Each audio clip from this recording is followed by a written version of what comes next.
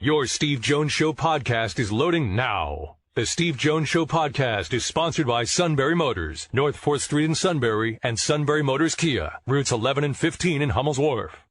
Let's bring in the outstanding Mike Gross. Mike, I was just down in Lancaster on Friday. It's great to hear from you. Good to be with you, Steve, as always. How are you? Doing great. Off-season's always interesting. We see where Penn State sits right now in a lot of different areas.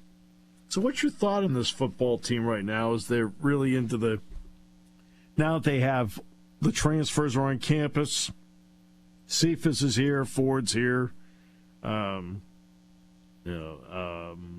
Trey Potts is here. What do you think about this team? Well, it's interesting because I thought James Franklin talked an awful lot in the spring about having to find another wide receiver or two, and I kept thinking, is he almost like not counting Cephas? I thought that was a little strange, and they do have to get more depth at wide receiver, but that's just one example, I think, of we all know the position groups where they're going to be really good. I think a defensive end, for example, they're going to be as good as anybody in the country. And there's some. I still am concerned about defensive tackle. The middle of the very interior, right over the ball kind of thing. With Mustafa's absence, and I think people haven't talked about that much. That would be a concern. There's a lot to like about this football team. It's only May, but there's a lot of talent, a lot of athletes, a lot of depth, and of course the young man at quarterback that everybody is going to have their eyes on in a couple of months. Yeah, and just so everybody understands, to Mike's point about with Cephas, James couldn't talk about him because he wasn't officially in yet. I know, what I'm saying is he was talking about having to find more wide receivers, as if he almost as if he didn't exist. Maybe I'm just imagining that. I don't know, but that's all I'm saying. I mean, when you watch Drew, because you mentioned Allar, what have you thought watching him? Because I mean, obviously we're going to have to see him play in meaningful games, but what do you think? Well, he's such a big kid. I mean, he's big all over, big thighs, big everything, that I think he is more mobile and athletic than maybe it looks to the casual eye, just because he's so big that he doesn't look like he's moving fast. I don't think some of my colleagues think his mobility is going to be an issue. I don't think it is. I think he's got good feel for that kind of Tom Brady-esque mobility within the pocket that they talk about. I think that's critically important, and he's not really a dual threat quarterback. That's not what we're talking about here. It's a different deal. But there's a lot to like, and I don't think that anybody who has a problem with him looking at him physically would be the mobility issue, and I don't think that's much of an issue. Yeah, neither do I, Mike, and the reason is, and this is what I've told people, he moves better than people realize he does. Well, that's what I'm saying, yeah. And you watch him, and like when it's time to take off and go, he'll take off and go. This is not a scrambler. He's not going to be able to buy all this time. But when it's time to take off and go, Drew can take off and go, which is terrific. And he showed some of that in the blue-white game. And I realize it's the blue-white game, but I think he showed some of that, yeah. What do you think of the Beaver Stadium renovations and what they would like to do with it, just based on what you've heard about so far? Well, I would really like to hear some upgrading of the press box. Yeah. I was talking about that today. I'm serious about that. One of the funniest thing about, if you remember the Paterno movie where Al Pacino portrayed Joe, the funniest thing about that whole thing was the depiction of the Beaver Stadium press box like it was a sports bar or something. I thought that was delightful. But and anybody who's ever been in that press box thought it was delightful. But I mean, I think it's probably needed. I think the people who think they should build a new stadium are being a little unrealistic. Maybe the idea of decreasing the capacity a little bit and making it a little more user friendly, I think that's a pretty good idea. And apparently the plan is it's still going to seat 100,000, which is sort of like that. That's meaningful to people, I think, in a weird way. Mm-hmm. So it's easy to say, well, I don't know why it took this long, but. I'm good with it. I think it's a stadium that doesn't look super impressive from the outside, and maybe even sprucing up the look of it is something that's worth doing. Right. Yeah, I know that. I mean, these things don't sound sexy, but better bathrooms, better concessions, wider concourses in the middle and the bottom. I mean, those are all fan-friendly.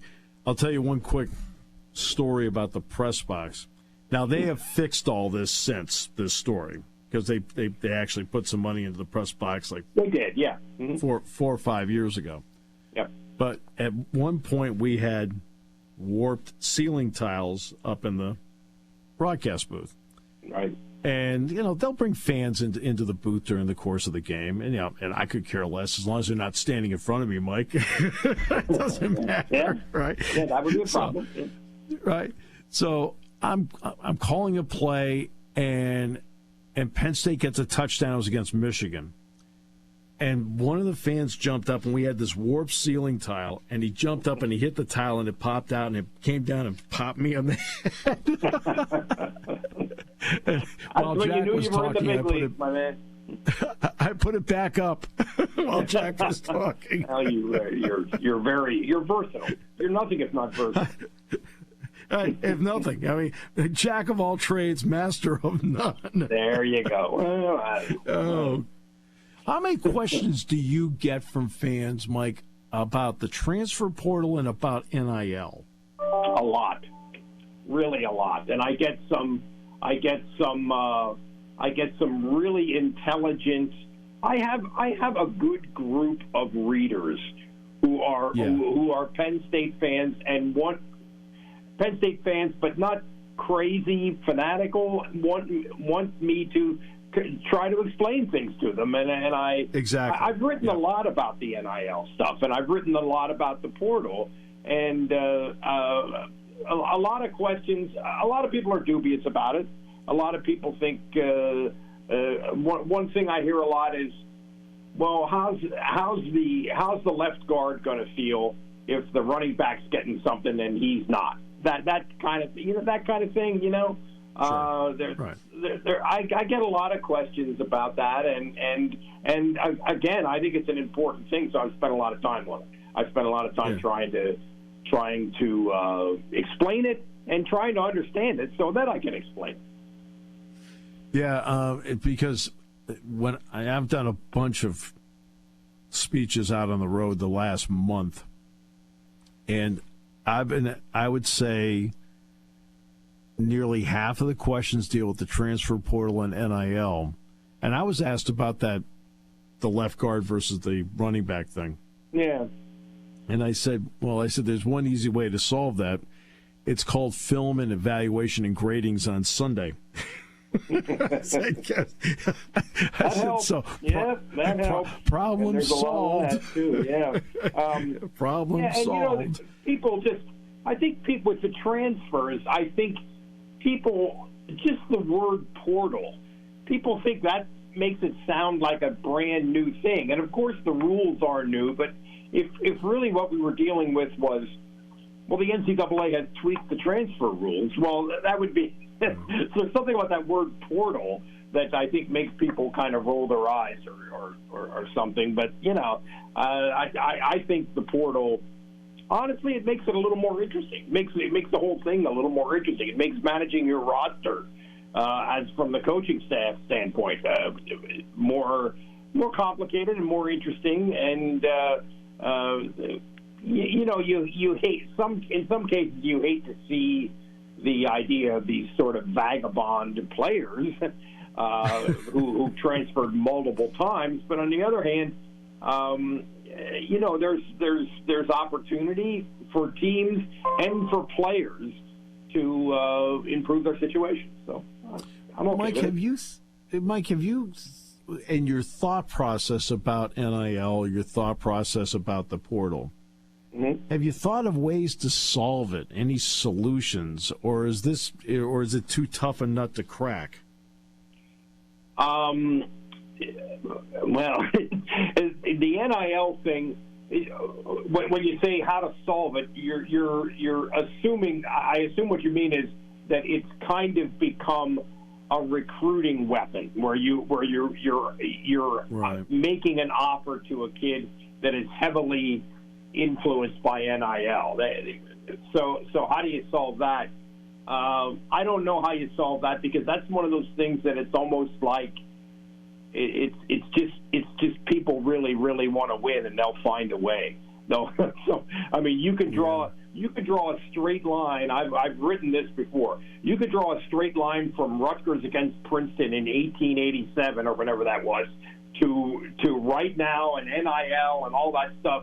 And the thing that has driven that line for over a century is people really love this stuff, and they really want to win at it. That's all there is. That's what it comes from. Yes. Yep. Oh, exactly. Well, look, if you ever get a chance, read Dave Revson's book, looking back at the roots of college football, like the late 1800s, early 1900s, and you know what you'll find? There isn't much difference between then and now. That's what really is crazy about it, Mike. You read it and go, oh, really, things haven't changed all that much. and also in those, as I understand it, in those very early days, the game was, people were worried about the violence in the game to the extent where, isn't it true that Teddy Roosevelt suggested making football illegal or something like that? Yes, you're right. No, you're exactly right, Mike. Yeah, way back. Way back when. Yep. If that was proposed now, people would take to the streets. Like, no. Yeah, really. Exactly. I will say this, has the portal, and maybe NIL to the point, but the portal made your off-season job more interesting? Yes, I think so. Yeah.